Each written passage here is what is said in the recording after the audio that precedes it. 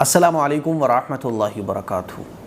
ایک جگہ میرا جانا ہوا تو میں نے دیکھا کہ بچے کے گلے میں ایک تعویذ پڑا ہوا ہے۔ تو میں نے ان کے ماں باپ سے پوچھا کہ بچے کے گلے میں تعویذ کیوں پڑا ہے۔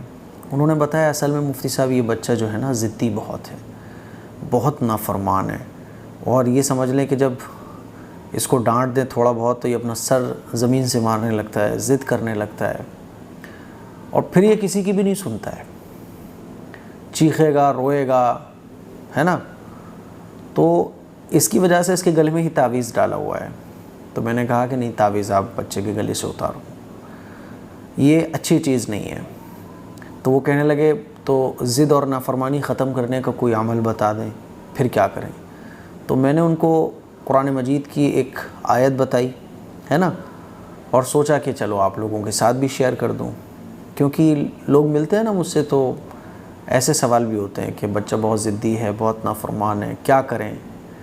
تو تعویذ کے چکر میں مت پڑو آپ۔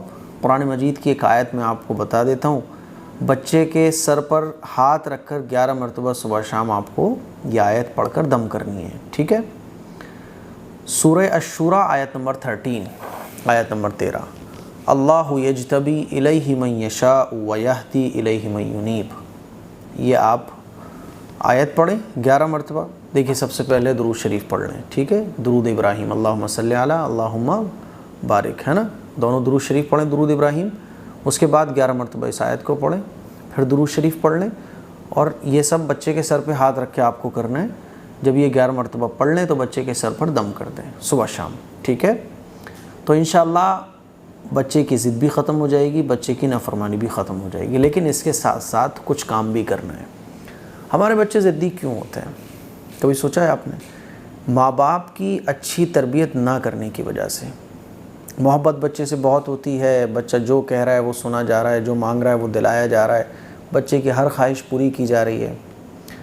اب دھیرے دھیرے وہ بچے کی ضد بڑھنے لگتی ہے تو پھر ماں باپ کو اکتاہٹ ہونے لگتی ہے کہ یار یہ تو سن ہی نہیں رہا ہے ہماری، پھر وہ ڈانٹتے ہیں، پھر وہ مارتے ہیں۔ تو شروع میں تو ہم انلمیٹڈ محبت، پھر جب وہ محبت ہمارے لیے مشکل کھڑی کرنے لگتی ہے پھر ہم اس پر روک لگاتے ہیں، تو بچے کے اندر ضد پیدا ہوتی ہے۔ اسی لیے شروع سے ہی بچے کو انلمیٹ محبت نہ دی جائے۔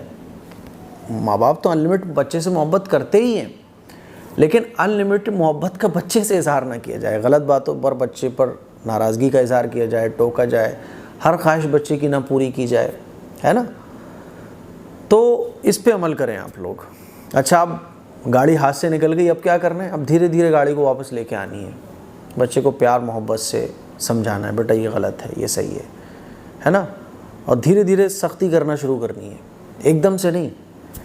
اب بچے نافرمان ہو جاتے ہیں تو مان لیجئے گھر میں کوئی مہمان آئے، انہوں نے کہا یار تمہارے بچے تو بڑے نافرمان ہیں، بڑے ضدی ہیں۔ اب ماں باپ جو ہے نا بچے پہ گرم ہو رہے ہیں، تو بھائی شروع سے آپ نے انلمیٹڈ پیار محبت کا اظہار کیا، اب ایک دم سے آپ بچے کو ٹریک پہ لانا چاہ رہے ہیں تو نہیں آئے گا۔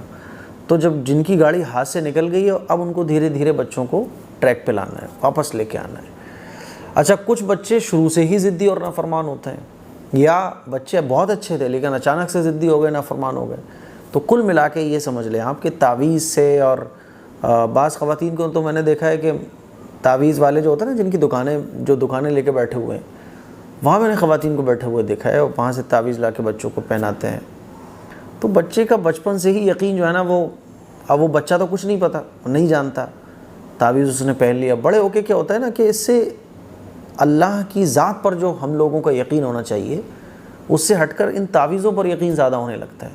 جہاں ہمارا یقین قرآن پر ہونا چاہیے، جہاں ہماری فیملی کا یقین دعاؤں پر ہونا چاہیے، تو تعویذ ہی کوئی اچھی چیز نہیں ہے نا۔ ٹھیک ہے، بہت ساری چیزیں جائز ہوتی ہیں، لیکن بچے کو تعویذ پہنانا یہ کوئی اچھی چیز نہیں ہے۔